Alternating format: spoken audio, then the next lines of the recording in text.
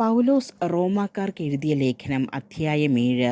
നിയമത്തിൽ നിന്ന് മോചനം. സഹോദരരെ, നിയമത്തിന് ഒരുവൻ്റെ മേൽ അധികാരമുള്ളത് അവൻ ജീവിച്ചിരിക്കുന്ന കാലത്ത് മാത്രമാണെന്ന് അറിഞ്ഞുകൂടെ? നിയമം അറിയാവുന്നവരോടാണല്ലോ ഞാൻ സംസാരിക്കുന്നത്.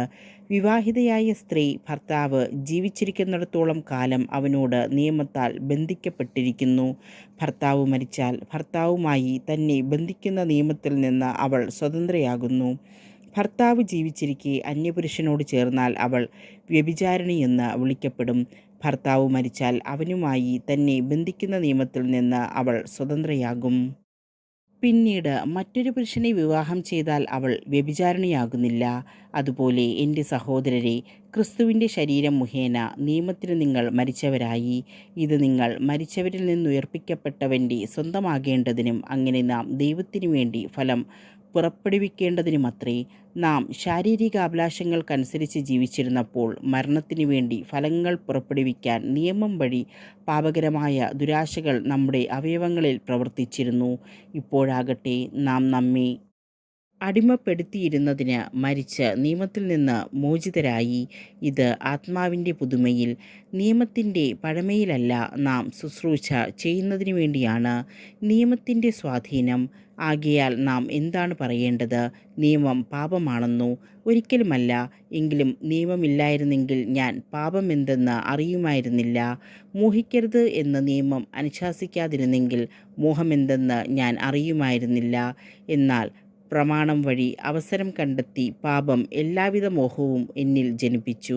നിയമത്തിൻ്റെ അഭാവത്തിൽ പാപം നിർജീവമാണ്. ഒരു കാലത്ത് നിയമം കൂടാതെ ഞാൻ ജീവിച്ചു. എന്നാൽ പ്രമാണം വന്നപ്പോൾ പാപം സജീവമാവുകയും ഞാൻ മരിക്കുകയും ചെയ്തു. ഇങ്ങനെ ജീവന് വേണ്ടിയുള്ള പ്രമാണം എനിക്ക് മരണമായി തീർന്നു. എന്തുകൊണ്ടെന്നാൽ പാപം കൽപ്പന വഴി അവസരം കണ്ടെത്തി എന്നെ ചതിക്കുകയും അതുവഴി എന്നെ കൊല്ലുകയും ചെയ്തു. നിയമം വിശുദ്ധം തന്നെ, കൽപ്പന വിശുദ്ധവും ന്യായവും നല്ലതുമാണ്. പാപത്തിൻ്റെ സ്വാധീനം.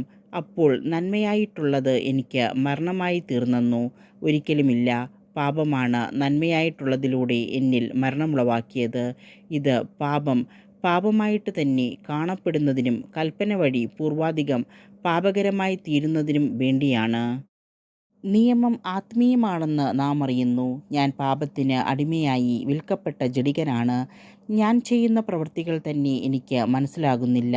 എന്തെന്നാൽ ഞാൻ ഇച്ഛിക്കുന്നതല്ല, വെറുക്കുന്നതാണ് ഞാൻ പ്രവർത്തിക്കുന്നത്. ഞാൻ ഇച്ഛിക്കാത്തത് പ്രവർത്തിക്കുന്നെങ്കിൽ നിയമം നല്ലതാണെന്ന് ഞാൻ സമ്മതിക്കുന്നു. എന്നാൽ ഇപ്പോൾ അങ്ങനെ പ്രവർത്തിക്കുന്നത് ഞാനല്ല, എന്നിൽ കുടികൊള്ളുന്ന പാപമാണ്. എന്നിൽ, അതായത് എൻ്റെ ശരീരത്തിൽ നന്മ വസിക്കുന്നില്ലെന്ന് ഞാൻ അറിയുന്നു. നന്മ ഇച്ഛിക്കാൻ എനിക്ക് സാധിക്കും, എന്നാൽ പ്രവർത്തിക്കാൻ സാധിക്കുന്നില്ല. ഇച്ഛിക്കുന്ന നന്മയല്ല, ഇച്ഛിക്കാത്ത തിന്മയാണ് ഞാൻ പ്രവർത്തിക്കുന്നത്. ഞാൻ ഇച്ഛിക്കാത്തത് ഞാൻ ചെയ്യുന്നുവെങ്കിൽ അത് ചെയ്യുന്നത് ഒരിക്കലും ഞാനല്ല, എന്നിൽ വസിക്കുന്ന പാപമാണ്. അങ്ങനെ നന്മ ചെയ്യാൻ ആഗ്രഹിക്കുന്ന എന്നിൽ തന്നെ തിന്മയുണ്ട് എന്നൊരു തത്വം ഞാൻ കാണുന്നു. എൻ്റെ അന്തരംഗത്തിൽ ഞാൻ ദൈവത്തിൻ്റെ നിയമമോർത്ത് ആഹ്ലാദിക്കുന്നു. എൻ്റെ അവയവങ്ങളിലാകട്ടെ എൻ്റെ മനസ്സിൻ്റെ നിയമത്തോട് പോരാടുന്ന വേറൊരു നിയമം ഞാൻ കാണുന്നു. അത് എൻ്റെ അവയവങ്ങളിലുള്ള പാപത്തിൻ്റെ നിയമത്തിന് എന്നെ അടിമപ്പെടുത്തുന്നു. ഞാൻ ദുർഭകനായ മനുഷ്യൻ. മരണത്തിന് അധീനമായ ഈ ശരീരത്തിൽ നിന്ന് എന്നെ ആര് മോചിപ്പിക്കും? നമ്മുടെ കർത്താവായ യേശുക്രിസ്തു വഴി ദൈവത്തിന് സ്തോത്രം. ചുരുക്കത്തിൽ, ഞാൻ എൻ്റെ മനസ്സുകൊണ്ട് ദൈവത്തിൻ്റെ നിയമത്തെ സേവിക്കുന്നു, എൻ്റെ ശരീരം കൊണ്ട് പാപത്തിൻ്റെ നിയമത്തെയും.